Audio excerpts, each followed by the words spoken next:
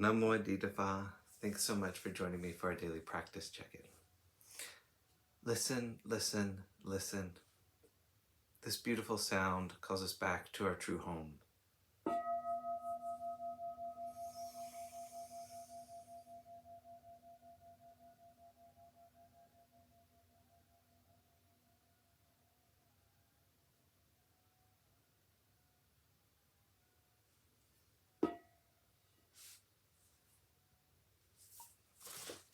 The third mindfulness training. Aware of the suffering caused by sexual misconduct, I vow to cultivate responsibility and learn ways to protect the safety and integrity of individuals, couples, families, and society.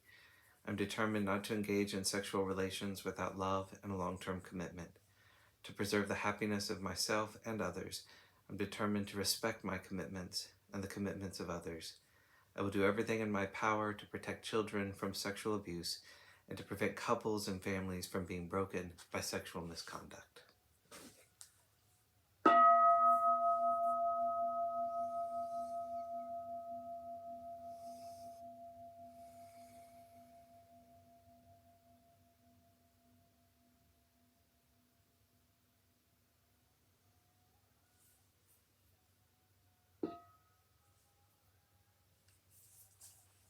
For Dharma lessons, we're reading Beginning Our Day, Volume 2 by the monastics of Abhayagiri Monastery. And today we're reading Putting Aside What I Want to Do by Ajahn Yatiko. In last night's Dhamma talk, Ajahn Dhammo said that one of the most valuable things we can do as residents of the monastery is develop generosity of heart by helping to create harmony in our community. Instead of looking at things solely from the perspective of what we like and what we want, we also consider the wants and needs of the group and what is best for everyone in the community. It is good to think of the Sangha as an organism of which we are a part. There is a lovely passage that is often quoted from the suttas in which the Buddha is talking to a group of 3 monks living together, Venerables Anuruddha, Nandiya, and Kambila. When the Buddha asks how they cultivate harmony, Venerable Anuruddha says, "Well, Lord, I ask myself, why should I not put aside what I want to do, and instead do what these venerable ones want to do? Then I put aside what I want to do and do what they want to do." It is true that while we are here, we cultivate solitude. Solitude is an important part of our practice, but equally important is the need to ask ourselves, what am I doing in solitude? Is it helping my practice or not? Am I cultivating wholesome, bright mind states in solitude? Or am I doing acts of service and helping the community be more beneficial for my mind? We don't have to be out there all the time doing things, but whenever there is a possibility of helping the community or an individual, that is an excellent opportunity to say to ourselves, okay, here's my chance to do something, to break out of my mold of solitude and contribute to the life of the monastery. For example, let's say I needed a volunteer to give a hand with something outside of the work period this afternoon, and I asked, is anyone available for an hour?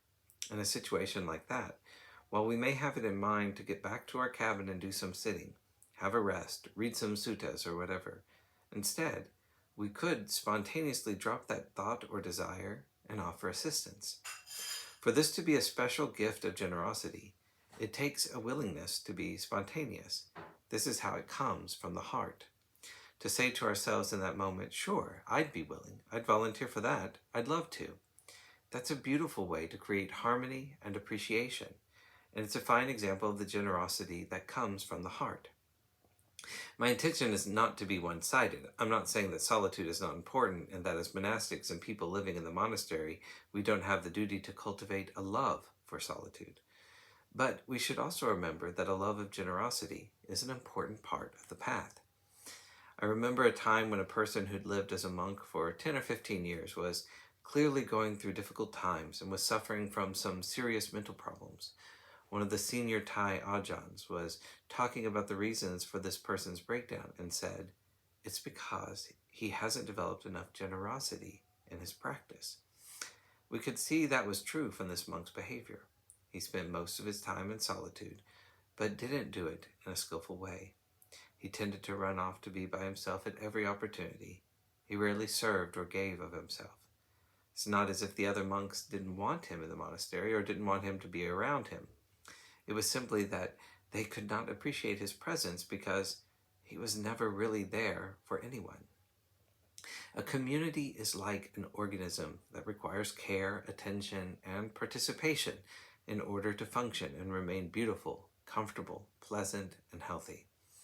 As members of the community, each of us has to do our part in order to make that a reality, because it does not come about accidentally or on its own.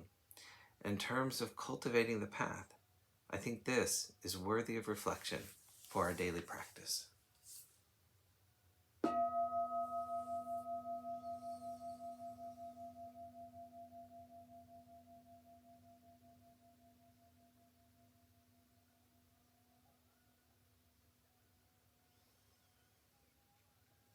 May all beings be well. May all beings be happy. May all beings be peaceful. Namo Adida Phat. Thanks so much for joining me today.